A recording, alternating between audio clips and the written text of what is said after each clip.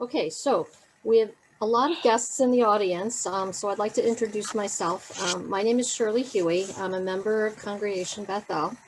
I'm a Torah Stitch by Stitch stitcher and a supporter of this incredible project.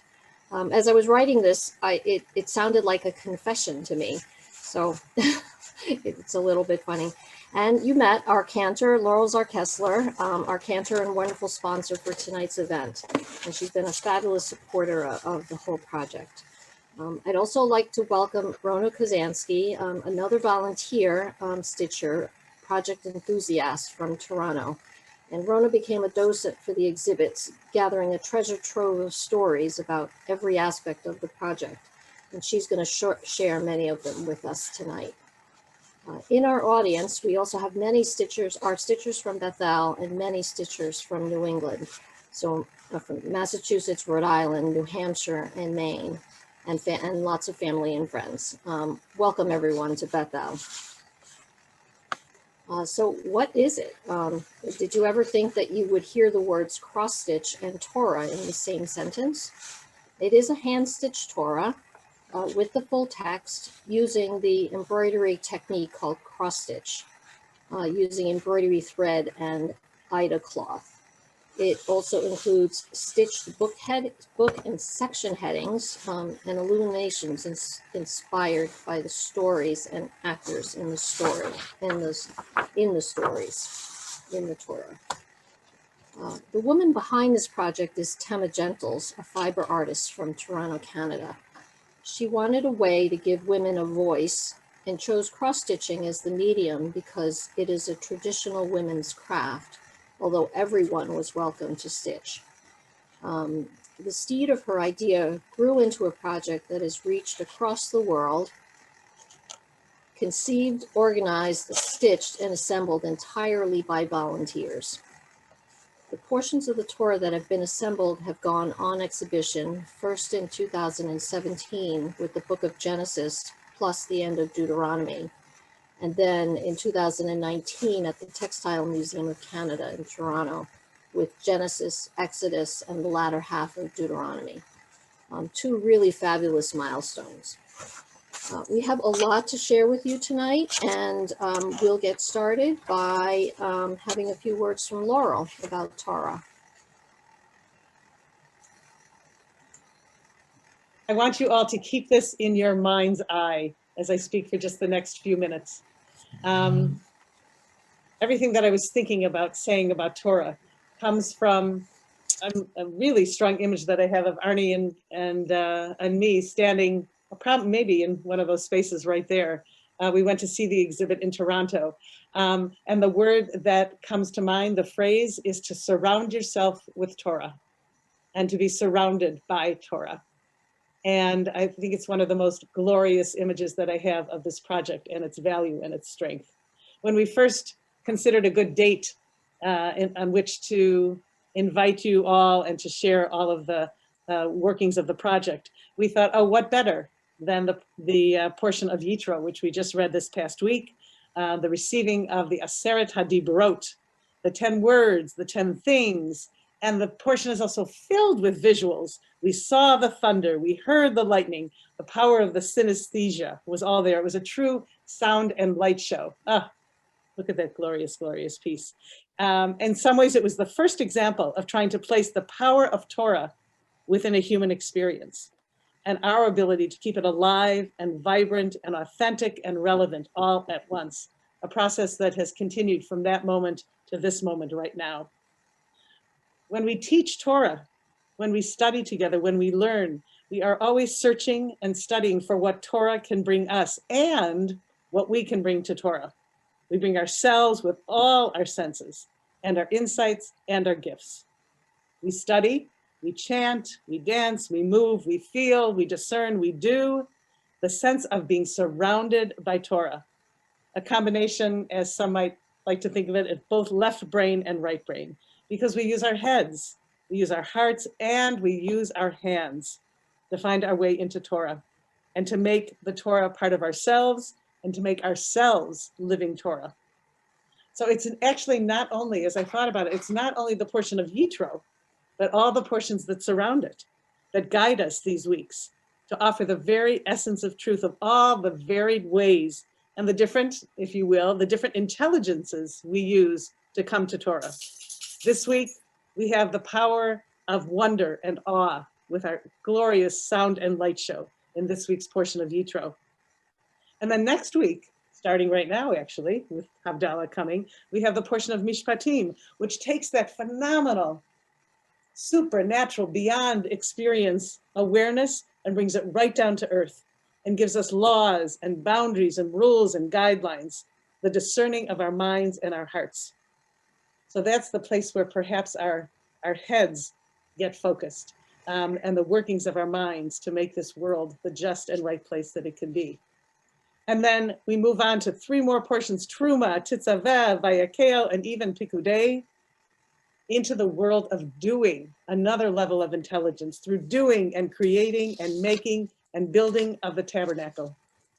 And that's what brings me to the gorgeous work of our Torah stitchers, who have found a different way to surround themselves with Torah, a different way to learn, to grow, to put themselves and, because of our connection, put all of us inside the Torah, literally, as we saw in those slides, those beautiful slides that we've already experienced.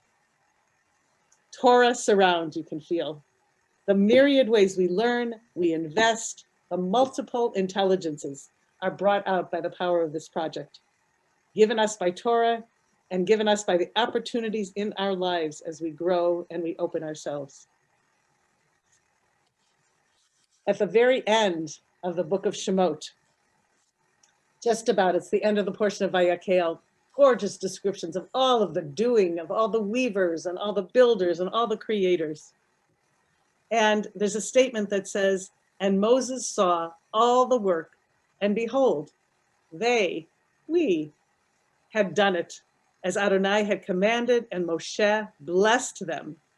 So of course, our gorgeous commentators say, wait, what? What did Moses say? What was the blessing? The Midrash fills in a response directly from Psalm 90. How did Moses bless them? May the favor of Adonai, our God, be upon us. Establish the work of our hands for us. Yes, establish and strengthen the work of our hands. Adonai Eloheinu aleinu u'ma'aseh yadenu konana aleinu ma'aseh yadenu konanenu. Please establish and strengthen and continue to maintain and grow the work of all these beautiful hands, of all these beautiful stitchers of Torah who have given us a new way to surround ourselves with the living experience of Torah in our lives. We are so grateful and we thank you for these gifts.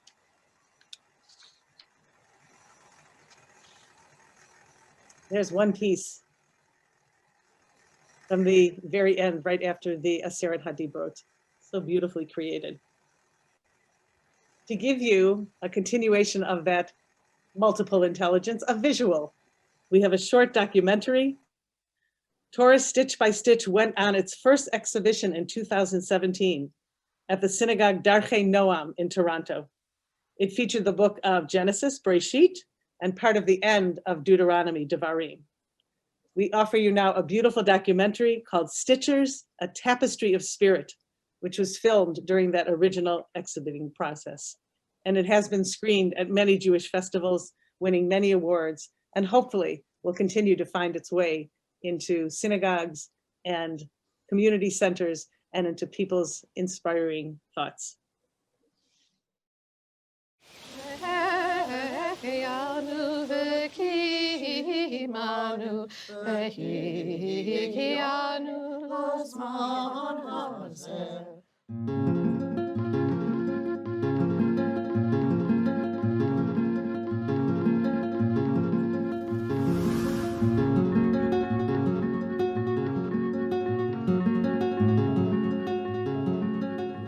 As an artist, I was rejected from a museum show in Israel for not being religious enough in the traditional sense of religious.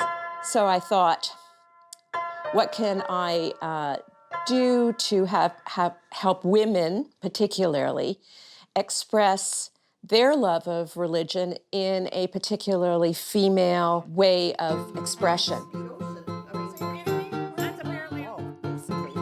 And I thought, well, let's stitch Torah.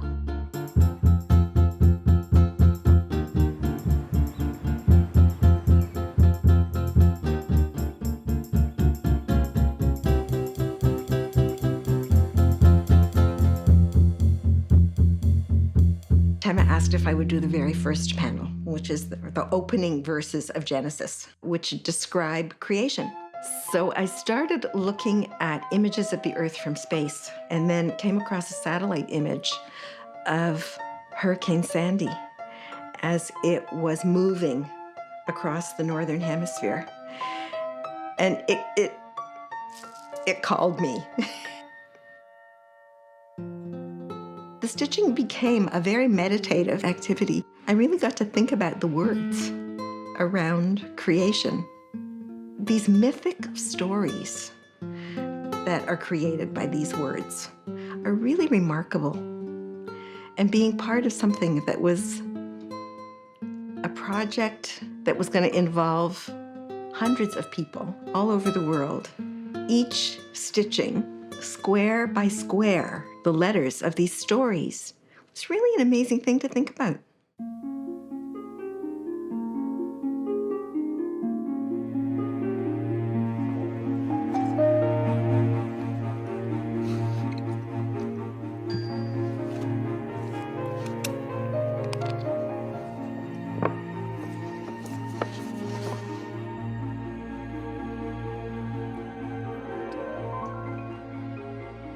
The Torah is the Hebrew Bible. It's our story and God's message to us, and then it becomes universal as well to the world.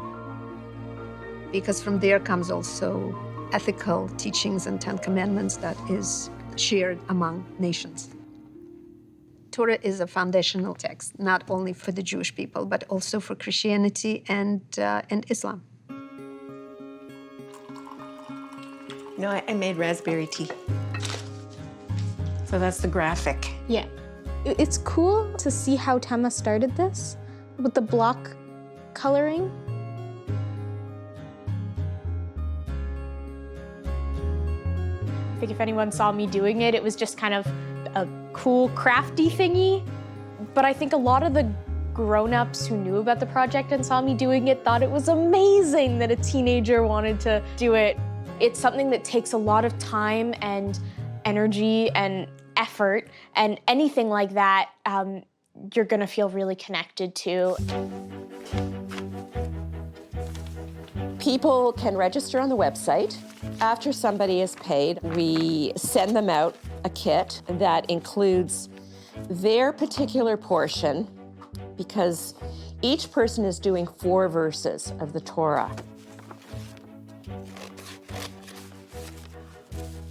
This is one of the sections where Moses, in trying to leave Egypt with the Israelites, keeps saying to Pharaoh in a pleading way, "Let my people go, let my people go." She's quite a neat stitcher. When I first saw this, what do you mean there's a horse? Each letter is like a puzzle. We're gonna have to attach a seam right here. Somehow there's a way to put it all together, and it works. So we're now at more than 1,500 stitchers in 22 countries, and literally of all faiths. This is from Roseanne, who's our Mormon fire chief, including one woman who wrote to me and said, "This is a fabulous project. I'd like to participate in it, but I don't know that I qualify." And I said, "Why not?" And she says, "Because I'm an atheist." I said, "That sounds like a faith to me."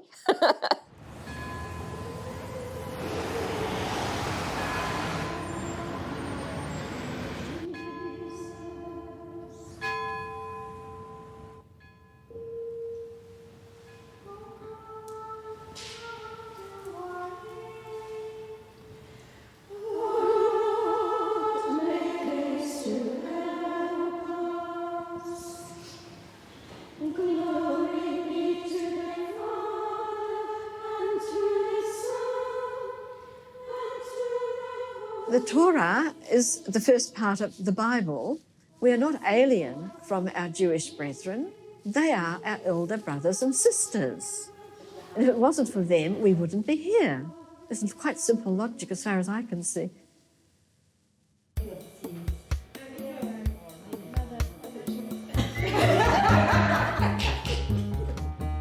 I'm very grateful to having the roots of my religion in the Torah. The whole world's just getting so full of violence and anger and ditching religion right, left and centre. All these women are getting together. They don't even know one another. And here they are sitting down peacefully, putting their stitches in stitch by stitch. And so religion isn't dead and God's not dead because why would all these women join in doing the stitching?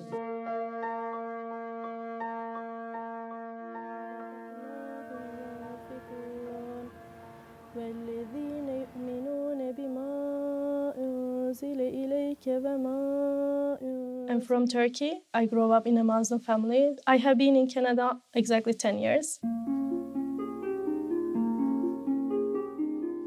I met with Tema in an interfaith program. I was really amazed the work and the idea, like how she created. I really believe that people, when they come together, they do something for one purpose, like together. In this world, especially in these times, it's really important people to know each other, because if you don't know, then you have fear. This is animation of how it will be to walk through the exhibit.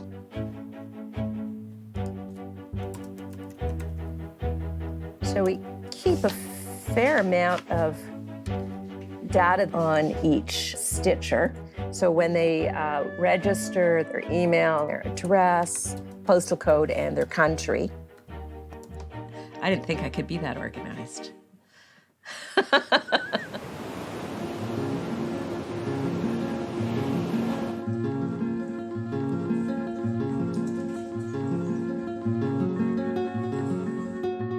I got involved because I wanted to stitch Torah. There was some instruction on the website. The fun of it was stitching and then saying, oh my God, I think I made a mistake, and then unstitching and correcting it. There was a peacefulness in that as well, if you can believe it, because, you know, life is not full of only perfect. Life is full of mistakes. Once I did start stitching, I couldn't stop, so I took it with me everywhere.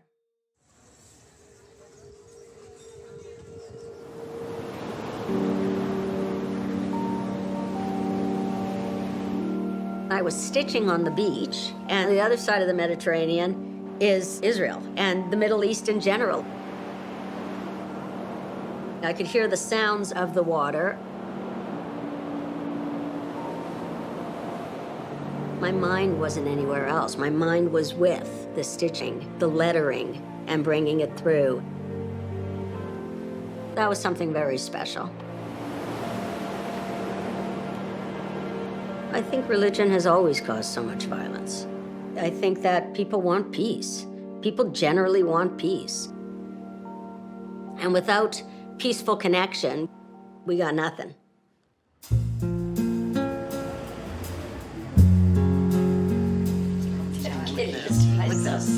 This doesn't have my spit on it. You can lick on it. En la boca. Yeah. Honestly, I have to say that this is my first day, with with the project. So we go like that. Okay. No, you can't twist it. You gotta flatten it. It's gonna be flat. The most difficult is to put the the thread in the aguja, in the needle. You try and put the thread through the hole, not the hole through the thread. When someone puts effort into doing something, even if they're just like 27 thumbs, makes no difference. You just start taking away the thumbs and putting fingers in their place.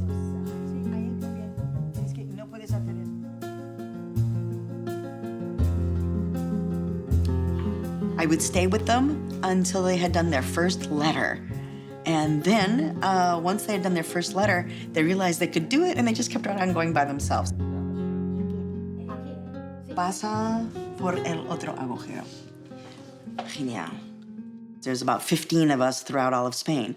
We did it on the internet, and we sat down with one of those kits you can buy at 5 and dime toy store, and it's the kind that has a card and it has the holes punched in it. I used yarn, and on Skype, I showed him, you pull it through here. I felt some kind of peace. I realized that every time I start sewing and stitching, I feel peace. If this helps somebody get closer to their form of looking at the universe, why not? They don't have to be Jewish to do that. Some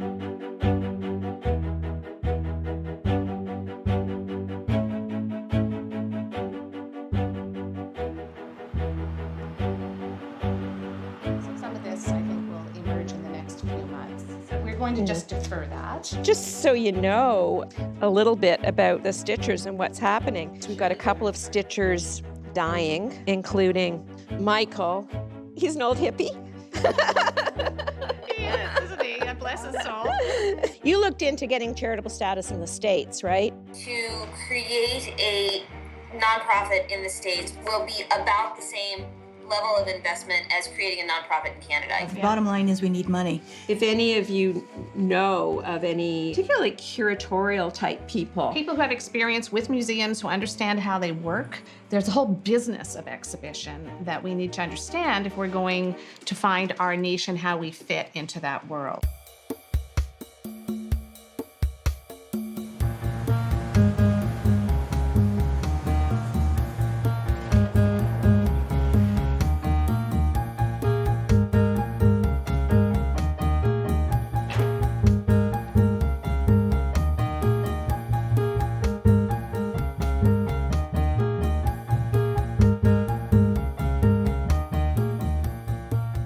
Still a little bit unreal to me, right? It does look fabulous. And I hustled a couple of museums, and one is extremely interested. It's an extremely prestigious museum. You'd like it to go to Israel. I wanted to tour. I'd like it to start in Toronto. It is amazing. I usually see one pieces or on the website, or when I do one small pieces, so it feels great. Stitching the Torah was like no other experience. To be part of this community, whom I mostly don't know, really just an amazing feeling. I'm just getting shivers speaking about it. Fantastic and wonderful, and just like not something that anybody could have produced all by themselves. And I love that. It's like a vision. It's like, a birth of a baby kind of thing, seeing them come together.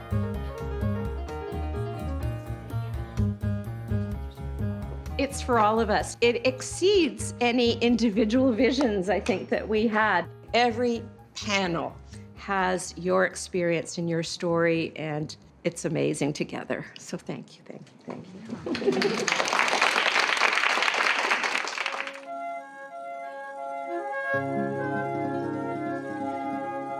If it's not a tapestry of life, I don't know what is, right?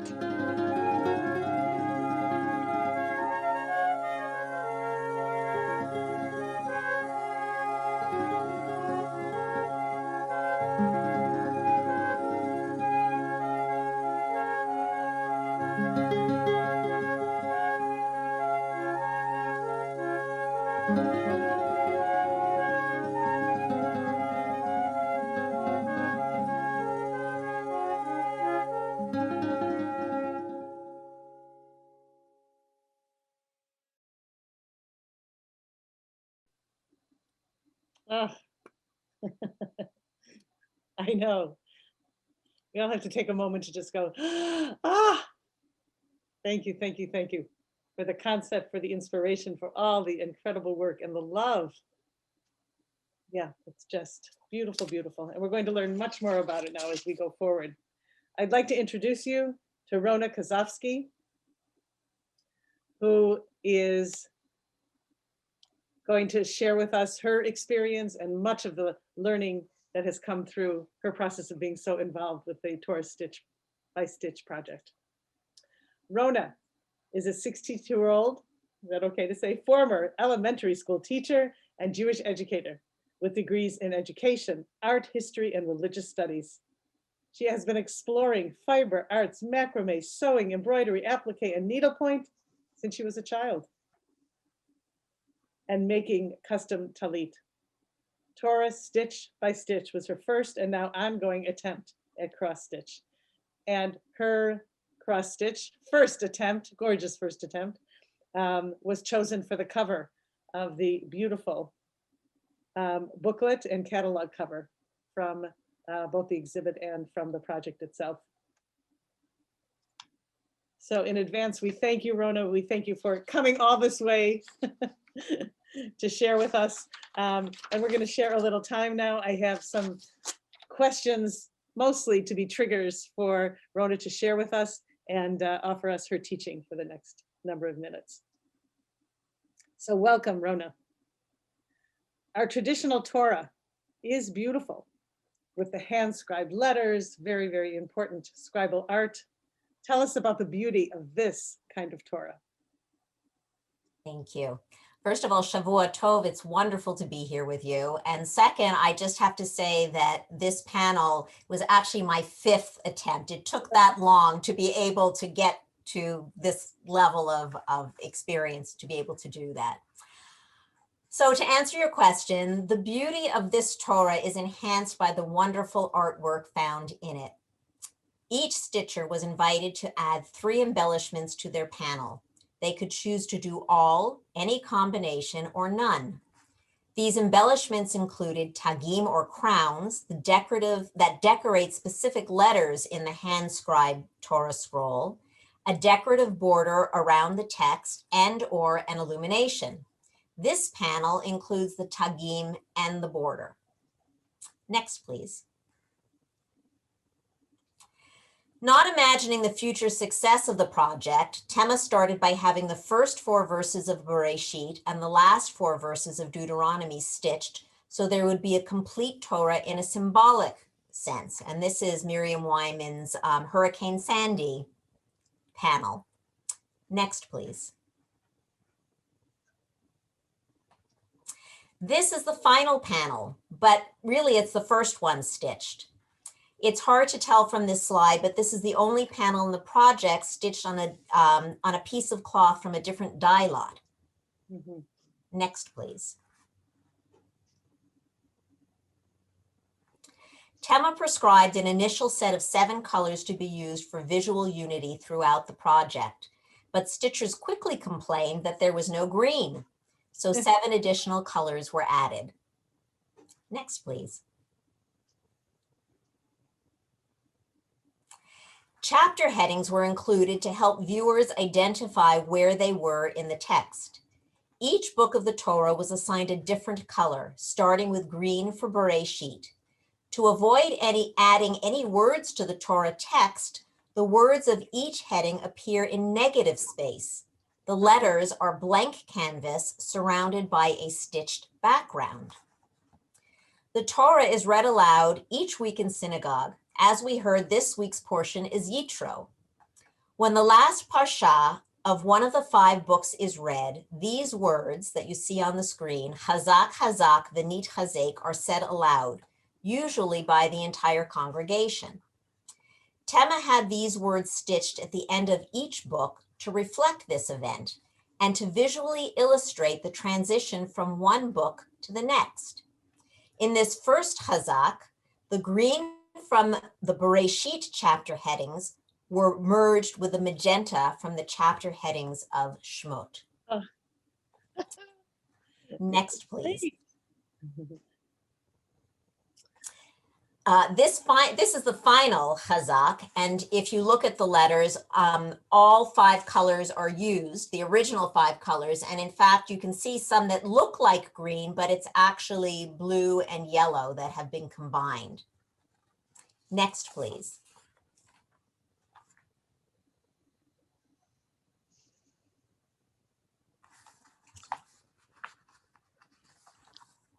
Tonight, Rona, we're honoring everyone who has participated in this Torah project, but especially the women using this traditionally women's craft.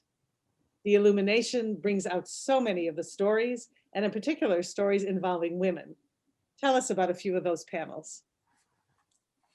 This non-figurative panel tells a complex story. Sarah and Abraham have a son, Isaac. Abraham and Sarah's slave, Hagar, have a son, Ishmael. Sarah tells Abraham to send Hagar and Ishmael away so that Ishmael will not share in Isaac's inheritance. Hagar and Ishmael are sent into the wilderness with a flask of water. When the water runs out, Hagar leaves Ishmael under a bush, sits down at a distance, and cries, fearing the death of her son. God saves them, and Ishmael begets a great nation. While visiting the Alhambra on a Jewish heritage tour through Spain, the stitcher of this panel learned that the tile designs found there were made through the cooperation of Muslim, Jewish, and Christian artisans. She adapted one of these tile designs using the Torah stitch by stitch color palette to represent the stitchers of different religions and nationalities who came together to create Torah stitch by stitch. The border on the side of the panel represents Hagar's tears as she abandons her son Ishmael, thinking they won't survive. Next, please. This stitcher is showing us the story of what is traditionally called the Rape of Dina. Dina is taken away by the local prince who wants to marry her without consulting her brothers. The prince agrees to have himself and all of the males in his city circumcised in order to get permission to marry Dina. Dina's brothers, knowing that the men would be in the most severe pain on the third day after circumcision, came and slaughtered the men on that day before rescuing Dina. Modern feminist interpretations suggest that Dina may have run off with the prince willingly, but as a woman and not allowed to make decisions for herself, she was forcibly removed. This image shows red splotches and 3 black lines. The red splotches clearly represent blood. The black lines may be the swords used in the slaughter, or they may be semen. The use of three repeated images represents the third day after the voluntary circumcisions. Next, please. These pools of water represent a more positive story. A Talmudic midrash tells us about the abundant wells of fresh water that followed Miriam as she wandered with her people through the desert. The midrash connects the well to Miriam's praise after the splitting of the Sea of Reeds. Since she was so grateful for a miracle that occurred through water, God rewarded her with water, for which the Jewish people sang even more praise. So long as she lived, the well was a fountain of living water that sustained the people. This source of strength and sustenance, however, dried up upon her death. You're working hard, Steve. Next, please. I just want time with all of these. They're so beautiful. There are so many other stories depicted by these beautiful illuminations. Tell us how the stitchers inserted their own voices into so many of these stories. If a stitcher chose to do an illumination, it usually fell into one of 3 categories. The first option was to create a depiction of what is happening in the text. Some were more literal representations, like this panel depicting the 4th plague. Exodus 8:27 says that God removed the swarms of insects, not one remained. Here the swarms wrap the panel, and on the bottom, if you look closely, there is a fly swatter. Humor is used throughout the project. As the stitcher here said, with all those insects, you need to swat a few. Next, please. Here there is more humor. Genesis 13:2 says, from Egypt, Avram went up into the Negev as far as Beit El, the site of the altar that he had built there. Here we can see Avram's tents, his altar, and the ancient signpost telling us that Mitzrayim is this way and Beit El is there. Next, please.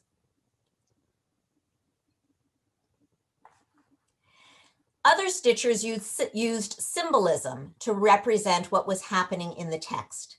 In Genesis 27:21, Isaac said to Jacob, "Come closer that I may feel you." If you remember, Jacob deceives Isaac into giving him the birthright of his older brother Esau by putting animal skins on his arms. Isaac, who is blind, feels the animal skin and believes Jacob to be Esau. Floriography, a name coined in the Victorian era, was the use of encoded messages through the arrangement of flowers. Although the use of flowers to convey messages had been used in Persia and the Middle East, it was during the Victorian era and the publication of flower dictionaries explaining the meaning of plants that the tradition began to spread. This secret flower language allowed people to express feelings which otherwise could not be spoken. Though often portrayed to relay positive messages, like red roses meaning I love you, flowers could also send a negative message, and at times the same flower could have opposite meanings depending on how it was arranged or delivered. The flowers used here, foxglove representing insincerity, and viper's bugloss representing falsehood, use this secret language to tell us of the dynamics in this story. Next, please. Some stitchers chose to illustrate something that had personal meaning. This stitcher copied a pattern from her great-grandmother's cross-stitched trousseau tablecloth, which was used at family meals for generations. She dedicated the panel to her grandmother. Next, please. Professional artists, including Tema, designed and donated pieces. This panel, called Let My People Go, is one of 8 almost identical illuminations representing the 8 times the phrase "Let my people go" was spoken in the text.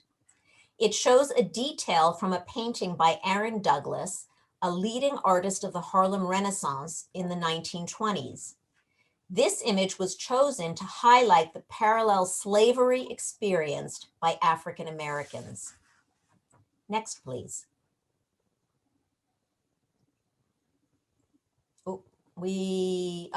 Yes. Here we can see, if you look closely, you can see all 8 Let My People Go panels. Next, please.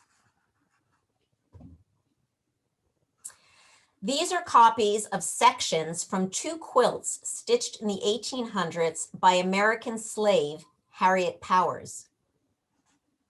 Next, please. Stitchers who chose to create a beautiful image unrelated to the text often stitched images in one of 3 categories: birds, trees of life, or pomegranates. Sarit created these bird patterns and donated them to the project to be used by all. Sarit's birds were adapted from images in medieval manuscripts. You will see these and many other birds flying through the tapestry. Next, please. Gorgeous. Including these Canada geese, a nod to the project's origin in Canada. The Torah is called a tree of life, or Eitz Chaim in Hebrew. This swirly black image is a Celtic tree of life. And there is a tradition that says that the pomegranate contains 613 seeds, making it a common symbol of the 613 laws laid out in the Torah. Next, please.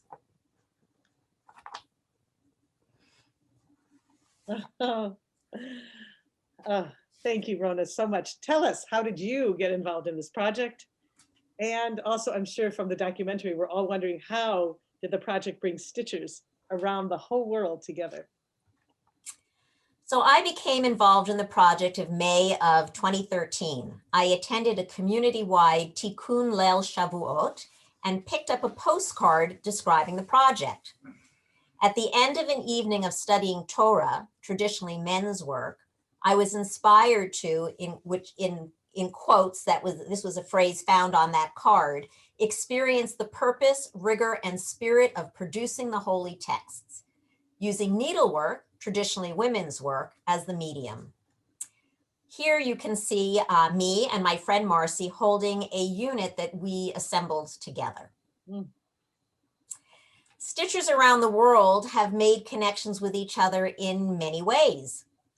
Two stitchers, one from Toronto and one from Israel, met when they sat down next to each other on a cruise in the Amazon and both pulled out their panels to stitch. Common borders were stitched by groups of families, congregations, and geographically connected community members to show their connection to each other. And stitchers from Japan, Egypt, the US, South America, and other countries visited the exhibit in Toronto. Next, please.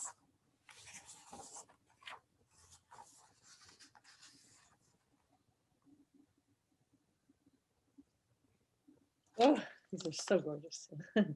In addition to stitching the Torah, the exhibition at the Textile Museum of Canada, which we did get to see, I was so grateful, included some passages from scriptures and from the Quran. Why were they included and how so? There was a commitment to inclusivity and outreach from the beginning of the project. You saw in the film, women of different faith who stitched. But in addition to that, the scriptures and Quran panels were included to emphasize and honor the foundational connection between the three Abrahamic faiths and to explore the theme of creation as they are presented in each of those faiths. So here we have on the left, the panel of scriptures that was stitched in Greek, and on the right are the panels from the Quran stitched in Arabic. If you notice, the borders of the two panels are similar, they're connected, but they're different. They use the same pattern and colors, but in different combinations. Next, please. This panel from scriptures has an image of a fish, a secret sign of identity among early Christians. The fish motif was also used for chapter headings in this section. The border of this panel contains 11 stars, one for each of the victims of the Pittsburgh massacre. Next, please.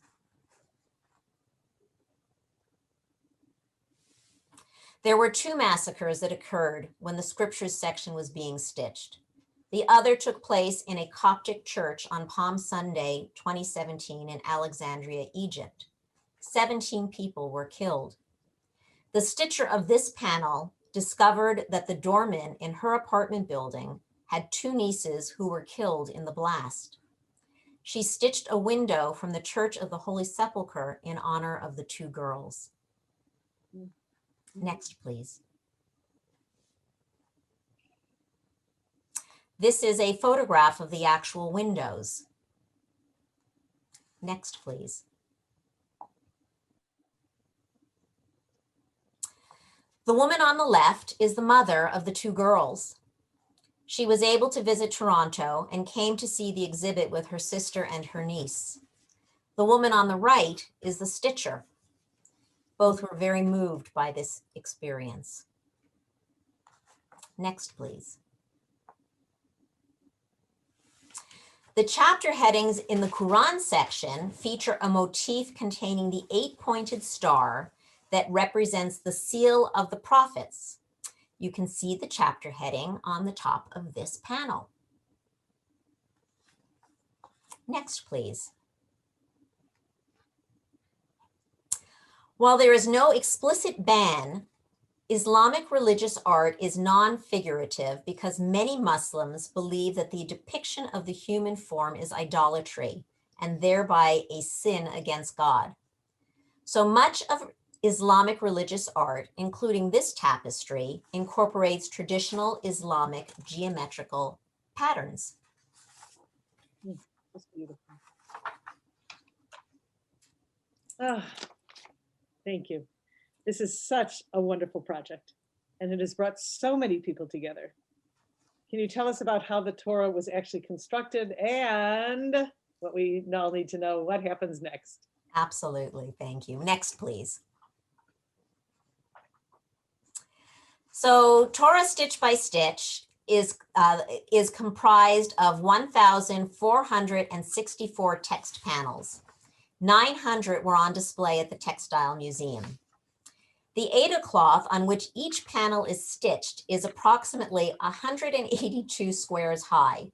Not every stitcher used all 182 squares, and each vertical column has to be 1,092 squares high. So the squares in each panel were counted in order to determine how they would fit together to form a column 1,092 squares high. It took approximately 100,000 hours to stitch the entire text. There are 304,805 letters in the Torah. It took the average stitcher 20 minutes to stitch each letter. Illuminations took additional time. 110,000 hours were put in for all non-stitching activities.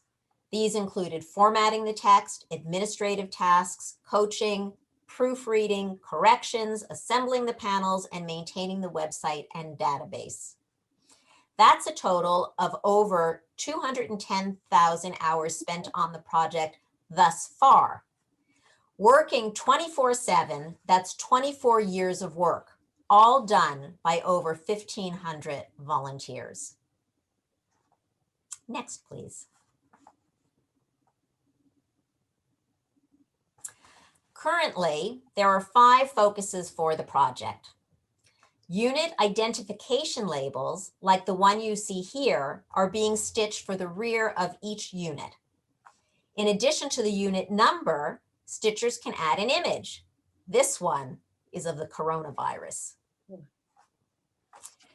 Torah Stitch by Stitch has received a grant from the Government of Canada to keep seniors occupied during the coronavirus. We're planning to use 10 more feature illuminations stitched by these Canadian seniors. The database continues to be updated. If anybody out there still has a story about your panel that has not been submitted, there's still time for you to do so. Next, please.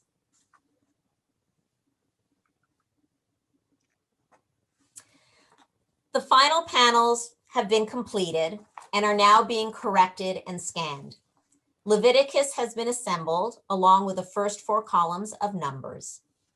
The hope still is that the assembly of the rest of Numbers and the beginning of Deuteronomy will be completed in 2021 or 22. But due to the coronavirus, that may take longer than anticipated. We're hoping that we'll be able to gather outdoors this summer to complete the assembly. The fully assembled Torah will be as long as a football field, the largest tapestry in the world. We are working on finding venues, eager to display it, and raising funds to cover the travel costs. If anybody out there has any connections with museums, with the museum world, please let us know. Thank you all so much for your interest and participation in this wonderful project. Shavua Tov. Oh, Shavua Tov. Rona, we are so, so grateful for your knowledge, for your caring explanations, and for really inspiring us all with the beauty of all that is worked on so far. Thank you for everything. We're so glad you're with us. And we'd like to bring it a little bit closer to home. We had stitchers from all over New England, and in gratitude to ourselves, we had a good number of Bethel stitchers as well. So I'd like to move, if we can change to another speaker view or some way to see. We've asked a number of our Bethel stitchers to just offer us a few comments. They all had different experiences, powerful parts of this process and this product.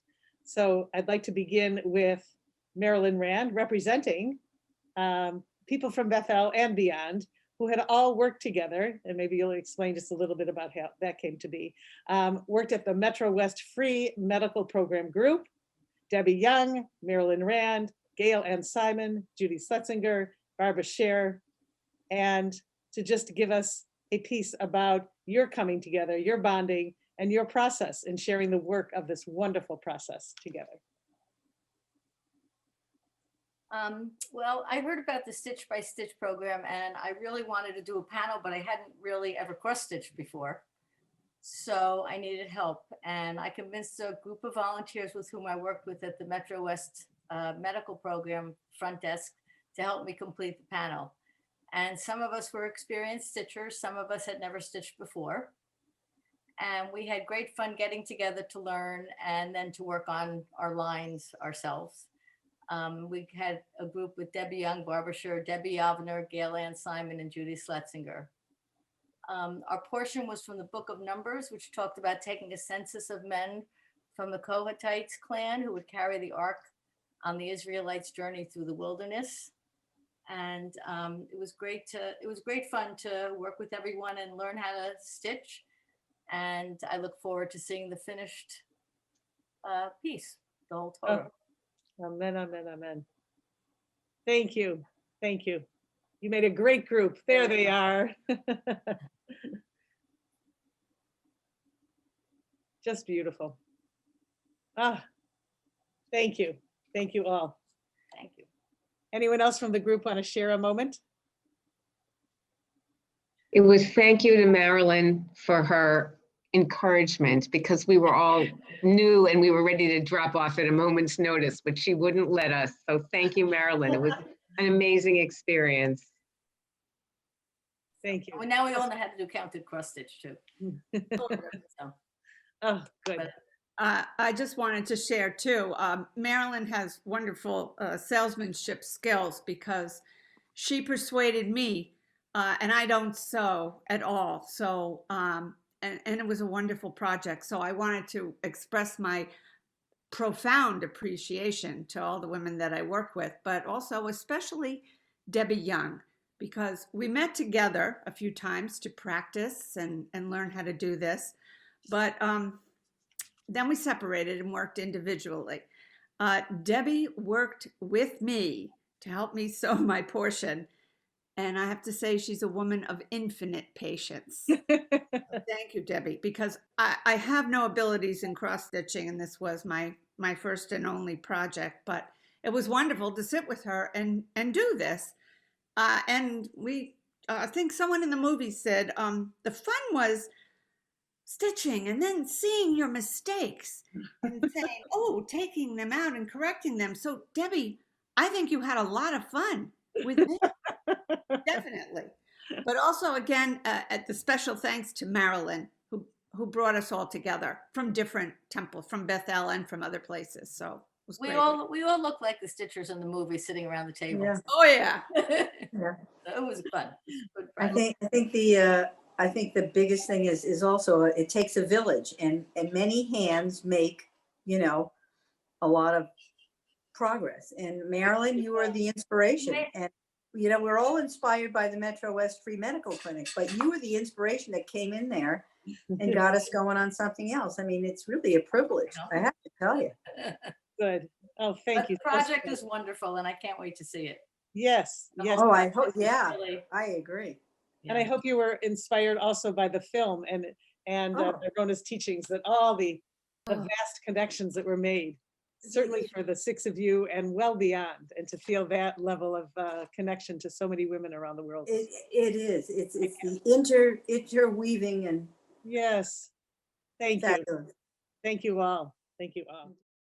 No Laura Siegel tonight? Good. Well, on her behalf, I just want to mention, she told us a wonderful story about taking her work with her to Israel. Her husband's family, he grew up very much in Israel, and they go quite often. And oh, did you find her?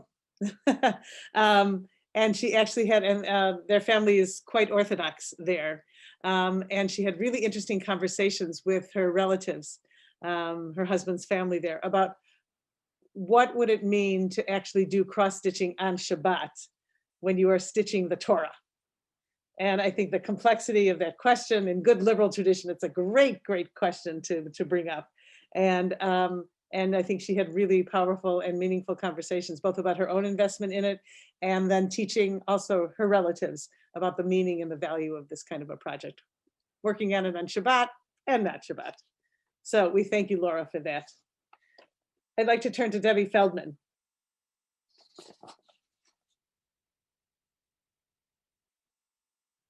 Hi, Debbie. Hi, Laurel. I would love you to tell us a little bit about your cross-stitch process, the power of instruction, and perhaps a little bit of a connection to what it would mean to be like your own kind of Sofer, the writer of Torah. So when this canvas, thread, and instructions arrived in August 2013, I couldn't wait to get started. I read and reread the instructions, the website posts, people's comments.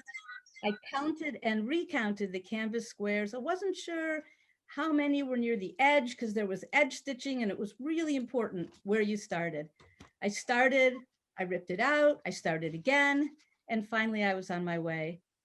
Our portions were printed on graph paper, used to figure out where the stitches should go on the canvas.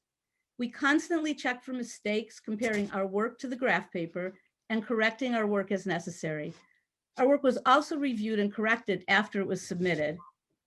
The cross-stitch instructions were exacting, covering how long to cut the thread tension, consistency, trimming threads, and under a section called finesse, a suggestion to focus your mind by saying the prayer for engaging in words of Torah or another prayer or meditation that felt right to you. Above all, our stitching must be accurate. We must copy our letters from the graph paper using the exact number and placement of stitches. These instructions reminded me of the process a sofer or scribe goes through to write a Torah scroll. There are similarly exacting instructions for accuracy and a specific script and a constant awareness of what you are doing. I discovered through trial and error the need for patience and focus. No daydreaming, listening to podcasts, or rushing to squeeze in a few minutes of stitching. To accurately and beautifully stitch, I had to be in the moment. At that moment, nothing else was more important. Stitching became meditative and focused and a time to look forward to.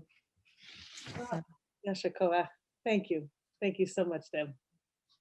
thank you. I'd like to turn to Amy Yermish to tell us a little bit about both the joy of the craft, that powerful statement to actually feel about doing women's work, and a bit about her mother-daughter connection in this process. You're over here, mother-daughter. There's too much. I'll walk around So, the other side. okay. So, yeah, there's mine. I didn't have any meaning. Those are just vines. But it's interesting because I think folks who know me know I am very connected to the Sefer Torah as a thing. And I read Torah a lot. And I just, it's one of those mitzvot that I'm very drawn to. And there was this, part of what drew me to this project was this lovely tension between this space where I grew up with like, no, that's for boys. Girls aren't allowed to play with that space. And taking it into this women's work. I do tons of crafting. I've done plenty of cross stitch. And so I thought it was just really delightful and profound to join the two together. And the nice thing about cross stitch is that it is very accessible. And I did in fact 12-year-old kid. Well, she's not 12. She's not 12 years old now. She's almost 21. But I dragged her in, and I think we can see her. I think she's in there. I think if you go forward, there she is, wearing her MIT sweatshirt with the cat, and that's her stuff that she was working on, and she's just about to graduate from MIT Kanara, and it is really, it was just really. The idea that you're taking something and you have to really sit with the text. This is probably more time sitting with these verses than people sit even when they're practicing Tulane publicly. Adira, do you want to say anything about Mom having dragged you into it? Oh, I mean, crafting with my mother. There you go. There's a picture of us holding it up. You can see which of us did it because they enjoyed it, which of us did it because they got dragged into it. how much embellishment they added. You're not even done. Yours was I like wasn't partway even done done at that at the point. time. But doing the crafting with mom and having the crafting be a thing that I do, let me just hold this, has been something that like has, you know, made our relationship stronger. It's been something that has brought us together. Yeah. I mean, it was one thing to make a talit for her bat mitzvah, but this was very something like bringing her into the text in a different way. I'm being inarticulate, but I think it was just it's a really cool project, and I'm privileged to have been part of it. Thank you. Oh, thank you both so much. I'm glad you're here, Adira. Thank you. And I'd like to turn now to Sandy Coy, who helped create this evening for us. Well, and Sandy, I have to ask you a question that you can answer. Oh, okay. Oh, look at that. So gorgeous. When we talked, you were actually making a connection and hoping to make a connection to your own process of converting to Judaism in this process, new beginnings, and how you personally went into this. Well, the person who spoke just before me is Amy, and it was Amy who I saw stitching at a fundraiser, a Bethel fundraiser at Esther Heimberg's house for a Cuban chef who somehow was connected to the Jewish getting started down there in Cuba. So anyway, I didn't know many people at Bethel, and I certainly didn't know Hebrew. And the idea of participating in something like this, I was fascinated to see what she was doing, but when it never occurred to me that I could participate in that. And turned out I could, and I got the kit. And like Debbie Feldman said, finding the first letter and getting started, well, that's what kind of like what converting is like. You find some place and you put your needle in there and you hope it's the right place and you just get started. And Bethel was including me right from that point, and I really appreciate it. And then what I brought to it, the picture reminds me of my growing up in the agricultural area of the country where hail does fall and ruin crops. And while I haven't actually seen a ruined hail field, I could imagine it from reading Little House on the Prairie and the big winter scene. And also the sky reminded me of a tornado that I once saw developing in Missouri when I lived there. So it was, and then the whole process of doing it drew me back to my grandmother, who taught me cross stitch when I was 10. And I hadn't really done anything with it until I get this again. So this was one step up from that, because what she had me do was a stamped kind where you just stitch, and the picture, the stitching places are already marked on the cloth. This you had to find exactly where to put the needle and just keep doing it. So the whole thing was an amazing work, and I felt very privileged to actually take part in producing Torah in real life myself, and to be part. I had no idea of the scope of this project at the time. I just thought it was a neat thing to do, and I'm overwhelmed tonight to see the whole picture. Thank you so much. What a beautiful line. Personally invested in producing, your touch of producing Torah. Thank you. Thank you so much for sharing that. And our wonderful leader, Shirley Huey, would you teach us a little bit about where this project has taken you and your own creations in it? Hi. So as I listen to everyone, I think the key thing that I'm hearing is that everyone gets drawn in. It just takes you little by little. So I went from being a stitcher, and when I submitted my panel, they asked me if I wanted to be a coach. So I started encouraging people with their panels by email, and then I started getting involved behind the scenes, and then I was going to Toronto, not once, but twice, to see the exhibit and meeting, so many really wonderful people. and then bringing this whole project to you this evening. So in my panel, so when I was doing it, I also learned that I can be an artist with a software engineer's approach. I really wanted to include an illumination. I had all this space on my panel, but I can't draw, and I don't think of myself as an artist at all. My portion includes has Abraham planting a tamarisk tree at Beersheba. So I found a photo of a tree that had a nice shape. It is actually a tamarisk tree. And I found a cross-stitch pattern maker online. So you stick the photo into the program and you give it a set of colors and it does all the work for you. It gives you a pixelated chart and a mapping to the colors. And then I stitch the image from the chart to the cloth. So there I am. So a couple of interesting things still happened there along the way. Debbie Feldman, I don't know if she remembers this, she kept saying to me, oh, you should chant your portion. So I was like, oh, yeah, okay. So while I was learning my portion, my husband, Robert, was listening. And it turns out that the verses in my panel were in his bar mitzvah portion. Oh. So he said, I know that. That's about Abraham and Pichol. And so that was kind of funny. And so next slide there. The other thing that I was quite surprised by was that the museum folks at the Textile Museum of Canada chose my illumination to highlight in their elevator poster for the exhibition. So I, it was quite an honor when they sent that to me. So it just kept drawing me in one more step at a time. Mm-hmm. Beautiful and beautiful.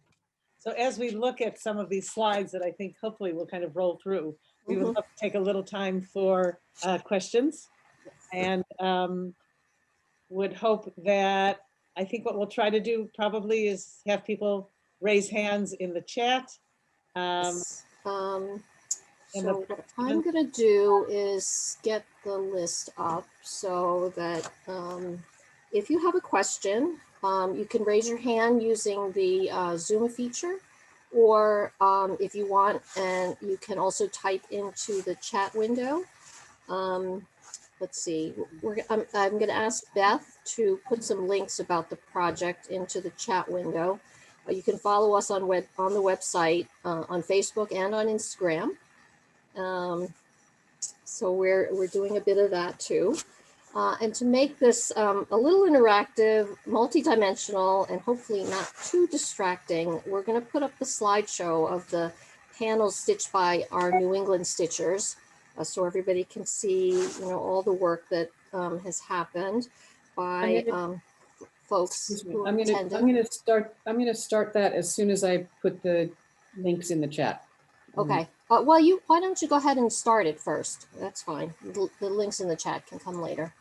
Okay. Let's see, and then yeah. So, questions for Rona, Laurel, me, any of the stitchers, and anyone else.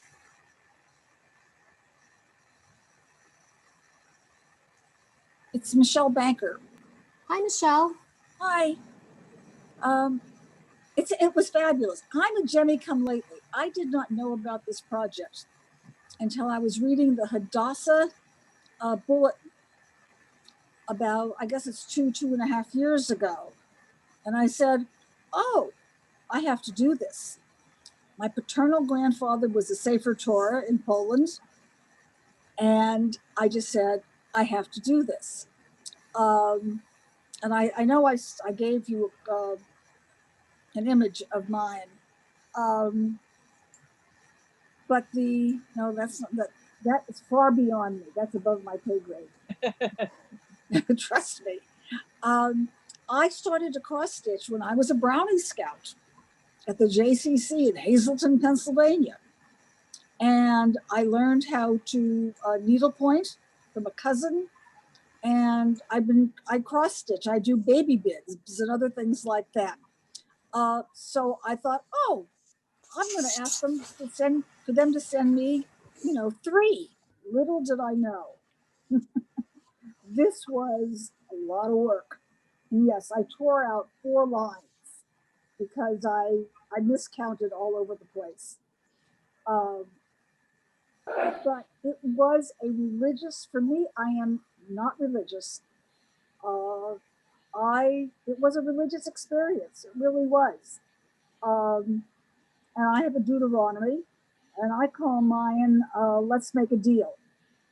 God said to them, if you follow my book and you do everything as I command, your families will grow and your children will be grow up healthy, and you'll have your sheep and your goats and everything else. And so I had space in mind to put some, I had to develop some pictures, some wheat sheaves and some grapevines and a Torah. That was the most fun. But I just considered this an extraordinary experience. I really did. Thank you. Thank you so much. That's beautiful. Gorgeous. Eventually this. Oh, one thing happened. They sent me the wrong size of material.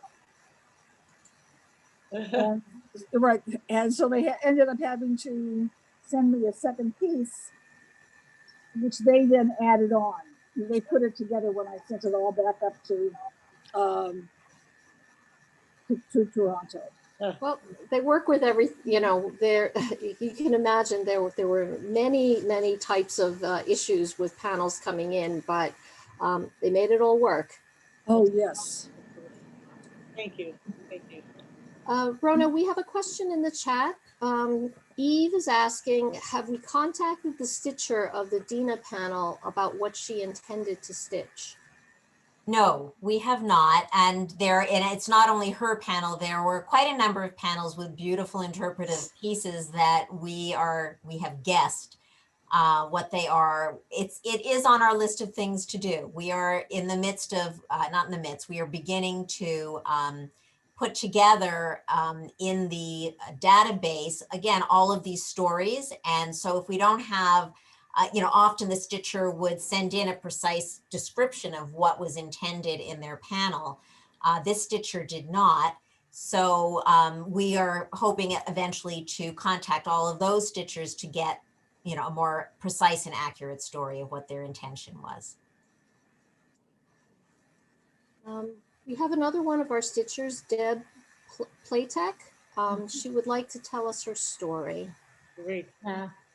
So I started this project around the time that my dad was admitted to a memory unit with Alzheimer's, and he was a rabbi and was a professor at the Jewish Theological Seminary. And by the time he made it into this memory unit, he was really non-communicative anymore. But I would sit there and I would stitch. And it was very therapeutic for me in many ways, because la'asok b'divrei Torah, to work in the words of Torah, so that it's really la'asok, the working in the words of Torah. And I really felt that it was a tribute to him and to everything that had been important to him earlier in his life. That's the whole story. That's fine. Thank you. Thank you so much for sharing that. Okay. I got one more question. Let's see, from Gail Kazin. Will others be able to stitch? It's crazy in that this started in 2013, and so many panels later, all of the text panels have been assigned, stitched, and I believe that all of the last ones have been returned. So they are in the process of being collated and collected and processed through what needs to be done with them. So I think there are a few more panels that are being stitched by the stitchers in Canada through the seniors grant to fill in the spaces. So we're really actually reaching the end. I guess if somebody wants to start over and start from the beginning and stitch again, I suppose it's possible. I would guess when we go to next exhibition, you know, who knows at that point. Just, you know, keep in touch and let's see what happens. So I'm going to jump in here and just add to that by saying that some people have ordered extra panels of, for instance, their or their children's parsha that they want to have. They want to create something for themselves using a piece like that. And I do believe that it's still possible to do that if you're interested to just, you know, to order a panel and stitch it for yourself. Oh, really? I you know what, I hope that I'm not misspeaking here, but you know, it with screen share stuck on one. No, it's okay. Yeah. But it's certainly, you could certainly inquire. And if it's not possible to do it, I would encourage the Torah Stitch by Stitch to be doing that as a way to further raise funds, to be honest. But if they choose not to do that, I would be happy to help anybody who would need it. But I would not want, if I help somebody do that, I still want them to donate to Torah Stitch by Stitch. Right. Okay, but I can help people figure that out. We had a question. I will take the feedback back to Tema and the board and let them know.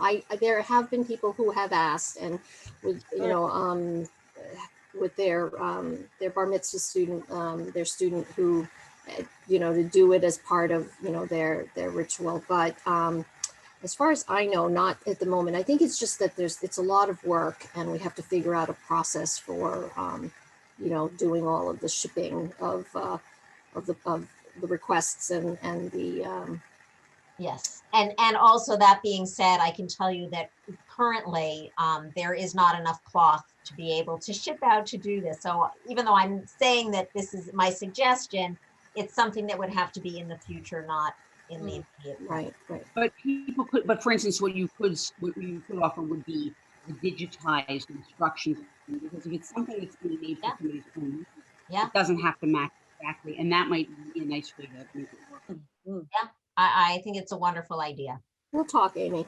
I have we had one more Sharon Fisher has had her hand up for a while. So if Sharon, if you would like to speak, unmute yourself.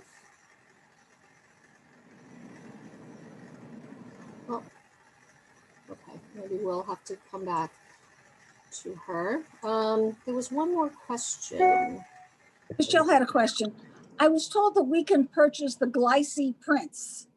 The Giclée prints, yes, online. Right, and I was told they hadn't finished Deuteronomy. Maybe they're finished with it now. I just don't know.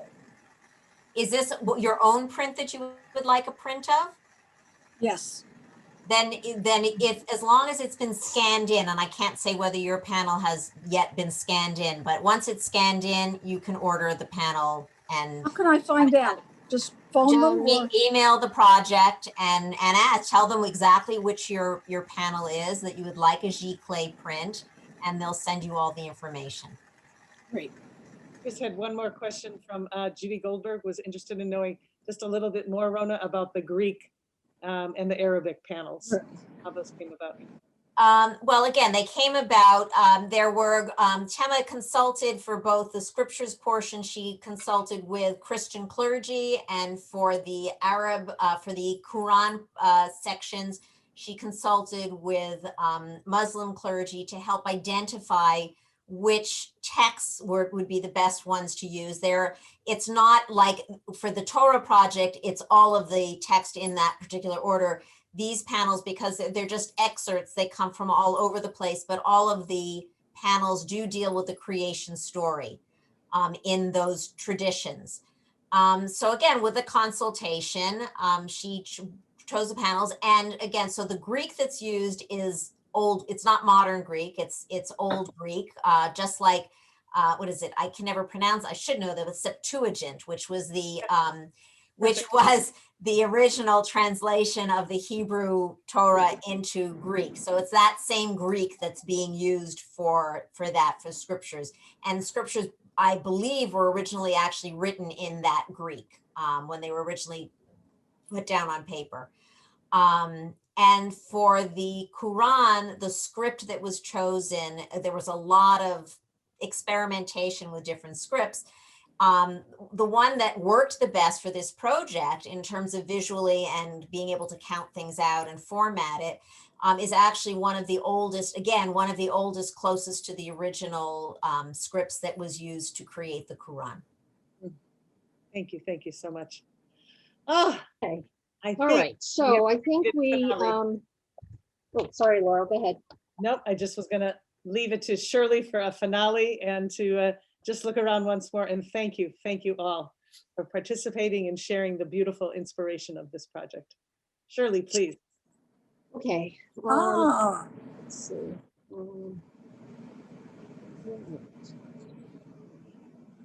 Okay, so we had originally scheduled to do this this presentation in person back in April last year, but I hope that even in this format that you were able to see that this Torah is magnificent, not just because of the stories it contains, but because it has brought together so many people around the world who put so much effort into making it both beautiful and meaningful.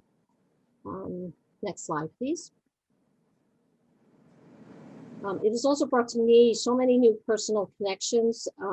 This photo is from my trip to Toronto with another stitcher, Cantor Linda Sue Stone, having dinner on the rooftop of Tema's apartment building with her husband, Paul Kay. And the trip just brings me great memories. And this project was really brought together nearly by sheer force of will, plus a lot of hard work by Tema. She has the vision and dedication that I've never seen in any other project before. Over 8 years worth, if you think about it, and it still has another couple of years to go to finish. You see the work of the panels, but there's so much more going on behind the scenes by the board and Tema and volunteers. So I have 2 requests for you. If you're interested, this is the catalog, the Tapestry of Spirit exhibition catalog, and other gifts, along with those 2 play prints, are available on the website for purchase. So every purchase supports the project. And donations, yes, are welcome too. However, at the moment, they are not tax deductible in the US. You can make a donation on the site. And if you have any questions about that, you can contact me. Actually, Beth, if you would put my email address into the chat so people can contact me if they want. I guess Rona already put this pitch in. We didn't quite coordinate on this, but and she said to me, well, it's a pretty, you know. Can you put Shirley's email in? So it's ambitious that the tour will be finished in 2021. So, you know, probably 2022, the pandemic and everything. But finding an exhibition site and a sponsor for this has been actually pretty difficult because it's not your ordinary religious exhibit or craft exhibit or even a modern art display. And the pandemic has made it even more difficult. So if you have any contacts in the exhibition world, please be in touch with me. I think that's, you know, that's what's looming and that's what is going to be needed, both funds, a sponsor, and a location that is able to host this exhibit. So it will be phenomenal when we can actually get it all 5 books, you know, in one place. And we really all look forward to that. Okay, so lastly, I want to thank Rona for being so generous with her time and sharing the stories with us. I also want to thank Tema, Joel Troster, Paul Kay, and Lily Shane for helping me with the photos and including me in all of this. I want to thank Laurel and Sandy for being so encouraging and supportive and helping to bring this program together to Bethel. And then I want to say to the New England Stitchers, we're all in driving distance, and thank you so much for joining us. Next time we will be together in person. Amen, amen. Thank you, Shirley. Thank you all for coming. And all your wondrous work. And for all of us, feel your connection, surrounded by Torah, and find ways to put yourself inside it in all ways that you can. Thank you for a fabulous experience. Good. Thank you very much. To all you wonderful work of your hands. Great. Thank you. Beautiful. Tough. Thank you.